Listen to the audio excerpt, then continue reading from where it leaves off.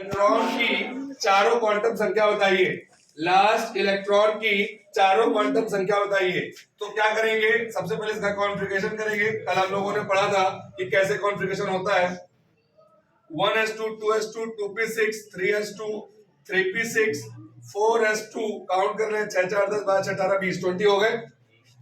आखिरी इलेक्ट्रॉन जो है वो हमारा 4s2 पे गया है। किस पे गया है? 4s2। इस 4s2 को किनारे लिख लीजिए, ठीक। अब आपको इसी में से n बताना है, l बताना है, m बताना है और s बताना है। जैसा कि मैंने बताया, principal quantum number shows n, azimuthal shows l, magnetic show m और स्पिन को हम s से दिखाते हैं। तो जो प्रिंसिपल क्वांटम नंबर होती है ये किसके बारे में बता रही है? एनर्जी के बारे में बता रही है। तो इस एटम की, अगर इस इलेक्ट्रॉन की बात करें तो इसकी एनर्जी कितनी है? 4। आगे दिया गया नंबर ही उसकी एनर्जी होती है, ठीक है। अब अगर वहां पे 1s लिखा है, 2s लिखा है, 3s लिखा है, 4s लिखा है, जो भी नंबर आगे होगा वो उसकी क्या होगी? एनर्जी। तो यहाँ पे n की वैल्यू कितनी हो गई? 4। n की वैल्यू कितनी हो गई? 4। अब आगे आता है l होता है azimuthal quantum number. Azimuthal quantum number हमारे बारे में बताता है, किसके बारे में? शेल्स के बारे में। हम लोगों ने शेल पढ़े हैं। हमारे लिए शेल क्या है? sp-df, जिसको हम सब सेल के फॉर्मेशन में पढ़ते हैं। तो यहाँ पे इनकी वैल्यूज आप अगर याद कर लेते हैं तो एज अ ट्रिक ये आपको तैयार हो जाएगा, आपको किसी प्रकार की कोई समस्या नहीं होगी। s की वैल्यू 0, p की वैल्यू 1, d की वैल्यू, f की वैल्यू 3। अगर ये वैल्यूज आप याद रखेंगे तो आप इनको देख करके ही काम कर सकते हैं। s देखा, s की वैल्यू कितनी हो जाएगी? 0। एक फॉर्मूला होता है, अगर l की वैल्यू 0 है तो m हमेशा कितना होता है? 0। तो s यहाँ पे 0 है, m की वैल्यू कितनी हो जाएगी? 0। s पे इलेक्ट्रॉन 2 है, s पे इलेक्ट्रॉन कितने हैं? 2। और आखिरी इलेक्ट्रॉन का निकालना है। किसका निकालना है? तो आखिरी इलेक्ट्रॉन का अगर निकालना है तो ये पहला क्लॉकवाइज और दूसरा एंटी क्लॉकवाइज। तो जो एंटी क्लॉकवाइज है ये इलेक्ट्रॉन का डेविएशन हमेशा कैसा होगा? माइनस। कैसा होगा? माइनस का। जैसा कि मैंने आपको बताया, क्लॉकवाइज हमेशा कैसा होता है? +1/2। और जो एंटी क्लॉकवाइज होता है वो कितना होता है? माइनस का 1/2, ठीक है। और जो m की बात है वो ये m के लिए हम उसको ऐसे भी देख सकते हैं कि m के लिए, जैसे सपोज करिए ये s ऑर्बिटल था, तो s मतलब होता है मैक्सिमम नंबर ऑफ इलेक्ट्रॉन कितने? 2। मैक्सिमम नंबर ऑफ इलेक्ट्रॉन कितने?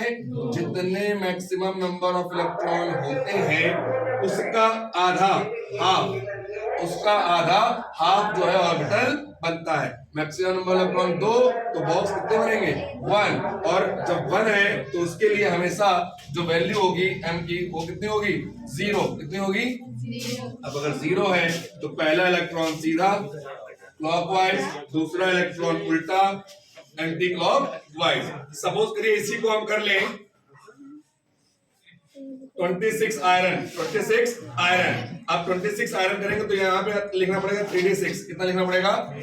3d6। अब 3d6 लिखना पड़ेगा तो आखिरी इलेक्ट्रॉन जो होगा वो 3d6 में जाएगा। किस में जाएगा? 3d6 में। तो आप लोग बताएंगे बच्चों n की वैल्यू कितनी? 3। n की वैल्यू कितनी? 3, क्योंकि एनर्जी कितनी है? 3। l की वैल्यू d के अकॉर्डिंग, तो s की वैल्यू 0, p की वैल्यू 1, d की वैल्यू, तो l बराबर कितना हो जाएगा? 2। अब m पे आ जाइए, d पे मैक्सिमम नंबर ऑफ इलेक्ट्रॉन कितने होते हैं? 10। कितने होते हैं? 10 के अकॉर्डिंग बॉक्स कितने बनेंगे? 5 बॉक्स बनाइए। मिड वाला हमेशा कितना?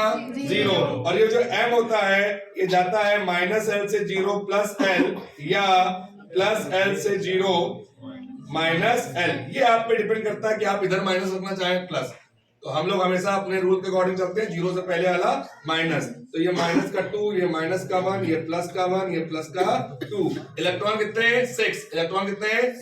पहला इलेक्ट्रॉन, दूसरा, तीसरा, चौथा, पांचवा, और जो 6th इलेक्ट्रॉन है हमारा ये कैसा है?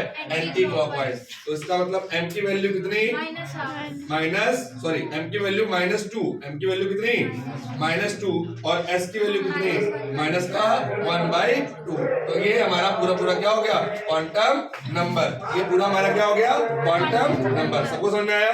चलो ठीक।